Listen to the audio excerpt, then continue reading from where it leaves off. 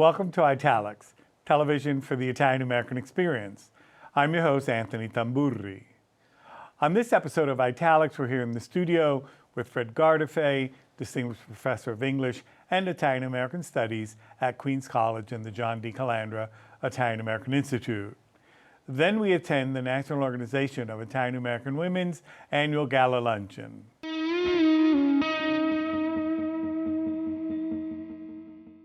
Fred, welcome to Italics. Nice to be back. It's been a long run for us. We started in 1987.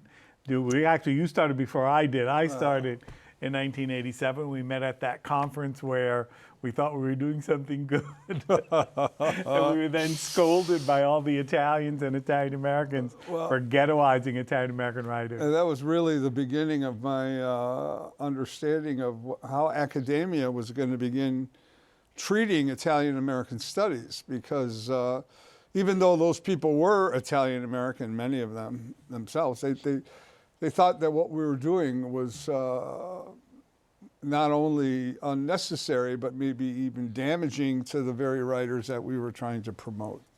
By 1985, I had started writing in the Franois. We should say Franois is a monthly. Oh, a monthly Italian American newspaper.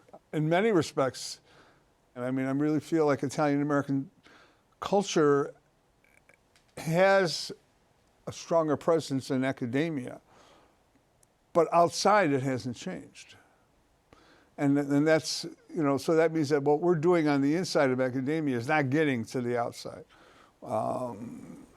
That could be due to a lot of different things. The typical American anti-intellectual stance that America has always had, so. Who knows? Yeah. So let's talk a little bit about what we've been doing on the inside, at least. So I mentioned 1987, and that was really when our reaction to their reaction was to do something. Right. And so we did something. We founded VIA. We did the anthology From the Margins, writing in Italian Americana. And then, of course, Bordighera Press was born around the same time, the early 90s. We've had award-winning books. We had award-winning translation. We have also been in the early days, we had to run through the alleys looking for writers and people who did or did not want to, identify as an Italian-American writer. Our goal early on was to institutionalize what we do, so that when we got to be old, the way we are now, things would carry on. And I'm not sure about that yet. I mean, that's one reason why I'm not going to retire anytime soon. Every day that I wake up, there's more work to do. There's more, whether it's working with authors, working with students, working with businesses to try to, grow our publishing. The work never ends, and we weren't trained to do this work. We learned how to do this work. Some of the people that we have working with us now, to me, are going to be invaluable in terms of continuing this legacy. But it has to be continued. One of the challenges that still remains is, where do we form new students, new scholars? There's just a lack of doctoral programs for students, prospective professors, scholars, to go and be trained as scholars of Italian diaspora or Italian American Well, we studies. had this joke back in the day when we first started working together about becoming gypsy professors and going around the country and working with students and just going to campuses, giving lectures, going to other places. And that's pretty much what we've done. Yeah. We have not had the support of places like the National Endowment for the Arts and Humanities. We've had to kind of wing it and string together budgets. This year is the beginning of our 9th Italian Diaspora Studies Summer Seminar, and that seems to me to be the place, the kind of incubator. We're enhancing these scholars in terms of Italian American studies. Yeah. That needs to be institutionalized in a major way.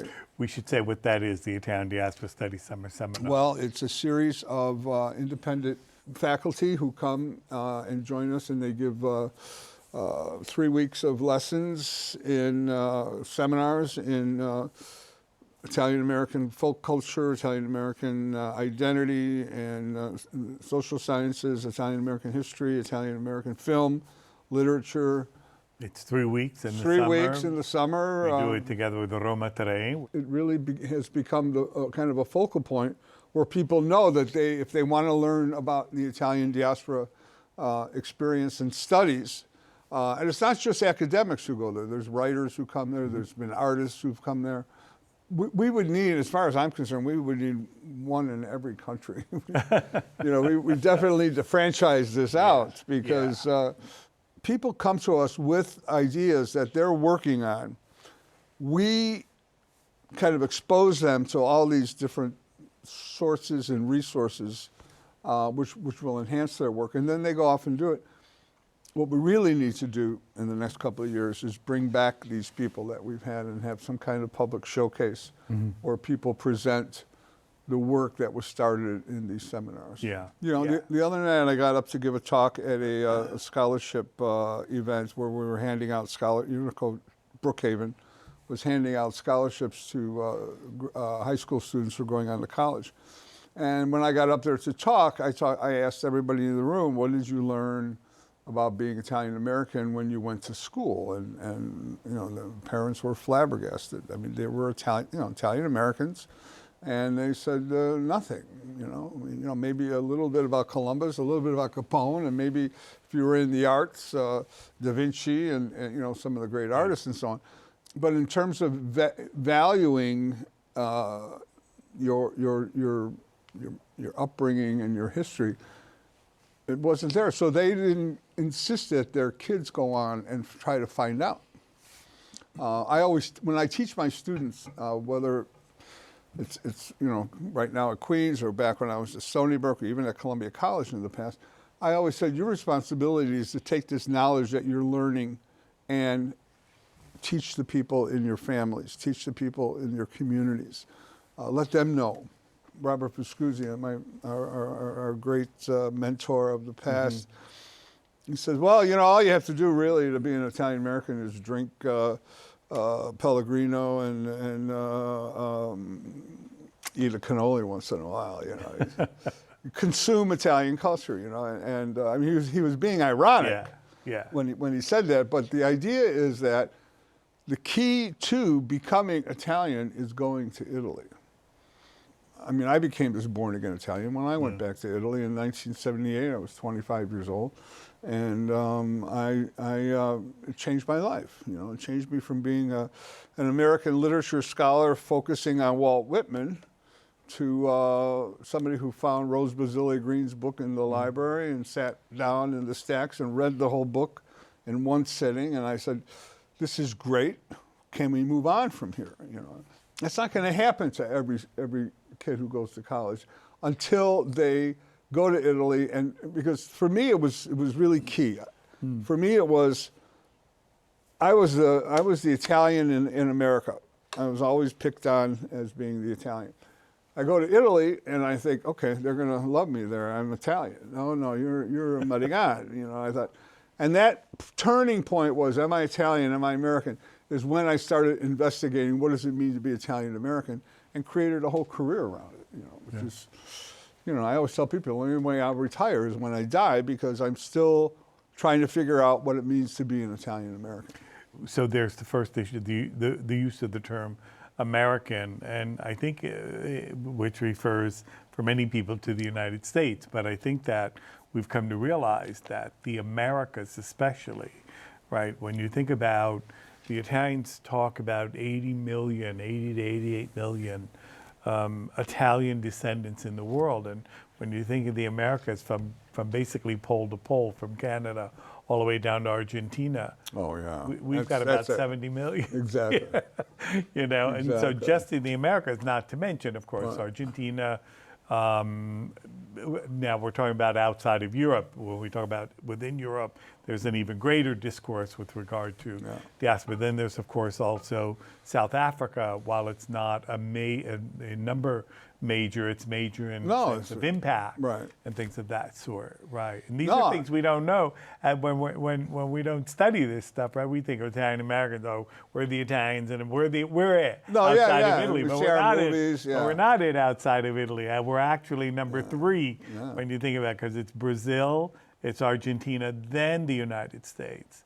And you know, I grew up always being told that we were the largest population of Italians outside of Italy. But of course that wasn't true. That wasn't true. And again, all the fact that because we've never studied our history. We've never studied our history who we are outside of Italy, and we've never studied our history coming from Italy. From Italy, right. Yeah. I'm from Chicago, and my biggest complaint when I moved to New York was that most of Italian American studies was New York centric. Yeah. The diaspora changes that entirely, Yeah. taking that focus. So we don't have that problem anymore. But we still have the problem in the United States of Italian departments not taking Italian American studies seriously.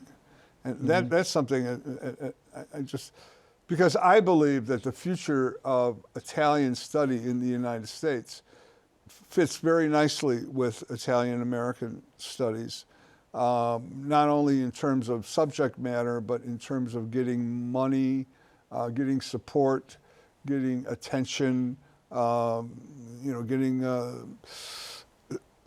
people who want to study it. Yeah. As far as I know, there is no program that has a Department of Italian American Studies. I don't think there is. At the graduate level, there are, as far as I know, only 2 places that have formal courses. The Department of Italian at NYU, because of the Tito Assegno chair. Every other year someone comes in and does Italian American Studies, and then on the off year, Josephine Gattuso-Hendon does an Italian American Studies class. And then, of course, what we put up at Queens College years ago for at the MA level, and that's really it. The whole idea of higher education is changing, and nobody's going to recognize it, I would imagine, in 4 or 5 years, maybe even faster than that. The idea of accessing that, college used to be about a place where you can access knowledge. We have to change it to a place where you can take knowledge further. So in other words, you gain the knowledge, but can you create new knowledge? And to me, that has always been the focus of how I teach and what I teach, is anybody can absorb information. You can Google anything, whether you believe it or not, who knows. You can find knowledge, but what can you do with it? And to me, that's always going to be the key.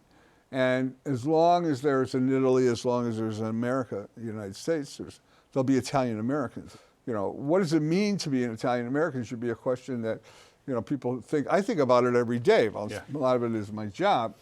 But I think how different my grandson is as an Italian American than I am. And I make it my point. I made it my point with my kids and my grandkids to bring them to Italy and let them see and let them decide for themselves, not just take what Daddy or Nono says, but you go there and you tell me what you think. My grandson, who's just graduating high school this year, first thing he said, he goes, "Oh, why can't we eat like this all the time?" When I took my daughter to Italy for the first time, she would never eat a tomato at all in the United States. And my aunt put tomatoes on every plate. She says, "Dad, I can't eat that."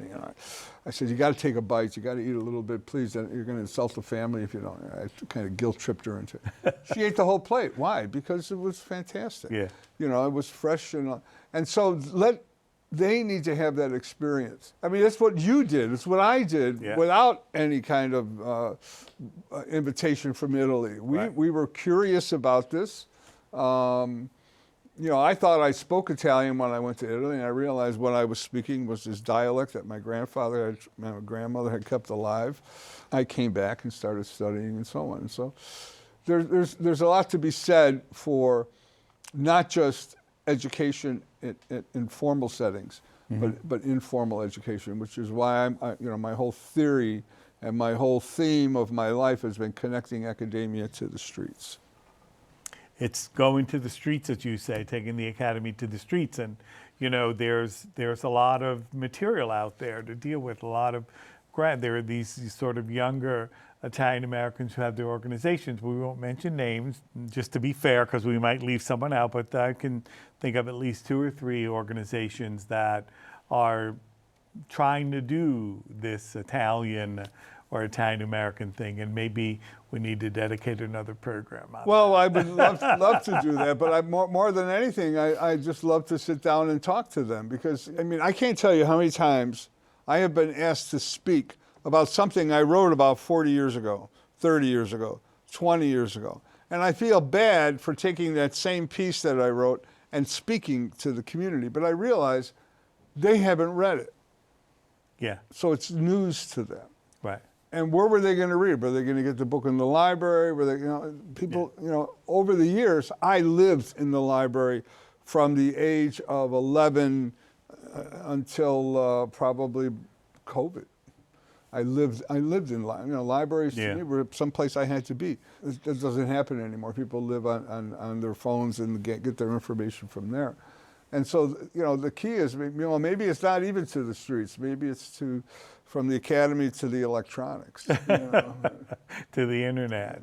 All right. Well, as we wrap this up, we should just say that people are looking at this now while we're in Rome, Italy. While we're in Rome, Italy, finishing up the 9th edition of the Italian Diaspora Studies Summer Seminar at Roma Tre University. Looking forward to it. Good. Thank Great. you. Thank you.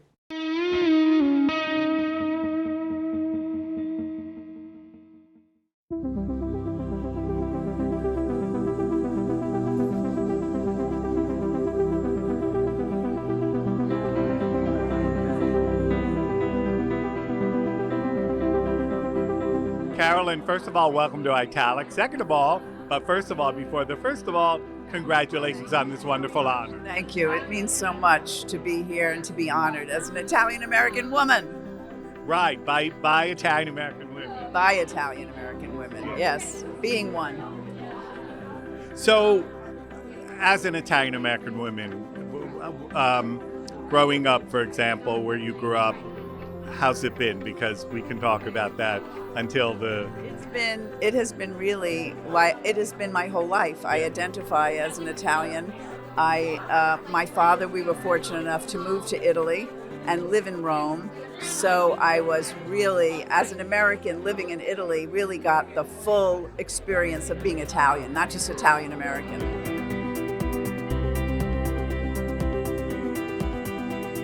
Growing up Italian American, how's it been? It was wonderful in so many ways, being with other Italian families in the neighborhood, but there were many challenges. And it was difficult at that time because I lived in a neighborhood where people thought I knew maybe mafia. And during that time, women, Italian women, didn't go to college. Yeah, no, we see that reflected also in the literature that we read, by Italian Americans when they're talking about, quote unquote, the old times, and you see that the women are often challenged. They want to go to college. Like, what are you going to go to college for? You're going to get married and have kids anyway. True. And then part of my career really moved into the financial services industry, and that too. So it really took time for the culture of the industry to change and for the world to really embrace females. It's our 45th anniversary as the only women's organization of Italian American women in the U.S. And we're proud to have 2 wonderful honorees today. Our community, the Italian American community, is loaded, full, overflowing with stories of our lineage. The National Organization of Italian American Women has been working really hard to preserve our stories. When I think about 1980 and Geraldine Ferraro and Aile Siriotto founding it sounds almost revolutionary. Believe me, even today I think it's the only Italian American women associations all over the country, which says a lot. about the relevance and importance of this association, but also how difficult was then, and still is today, for the Italian American women to promote something like that. I'm very happy to be here today, and I want to really congratulate NOIAW and wish the best of luck for the future achievements, and I have no doubts that this will be very numerous. Grazie mille. Grazie a tutti. It is with great honor that I stand here today introducing a powerful, kind-hearted woman who has shown nothing but guidance, inspiration, and love. Ms. Perillo's work shaped the landscape of education and improved the lives of millions of young people. Overall, I touched the lives of millions, created 2 organizations and a high school, as well as 14 educational initiatives that have earned awards and continue to stand the test of time. I was ahead of the curve by introducing personal finance education 44 years ago. Today, personal finance is required for high school graduation in 27 states, with legislation pending in 17 states. That means by next year, the majority of states in this country will require personal finance for graduation, and rightfully so. There is power in purpose and value in what my dad said: do it right or don't do it at all. As a very proud Italian, being recognized by NOIAW this afternoon is extra special. I will remember it always.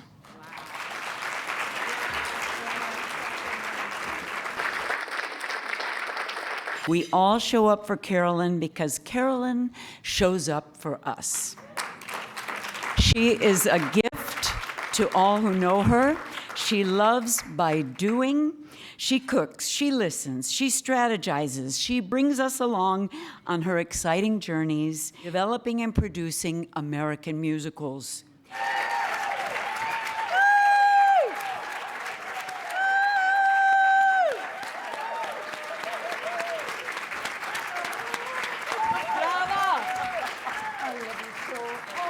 My career was so circular. I feel so blessed. I feel like I couldn't make it up. I don't know how I could have made up this story. A little girl, Staten Island, New York, and have this opportunity to work on Broadway with some of the most talented people. And we try very hard to work together. It's a collaborative art form.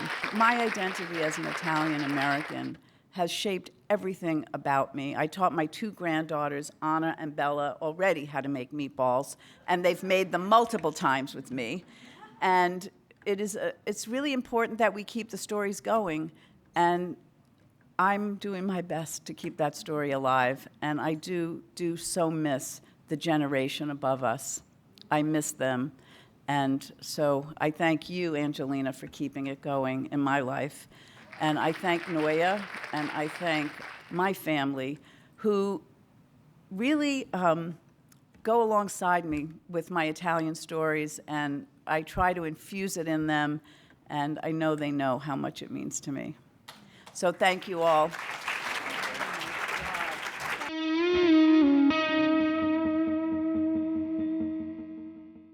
Thanks for watching this episode of Italics. I'm Anthony Tamburri. Arrivederci alla prossima puntata.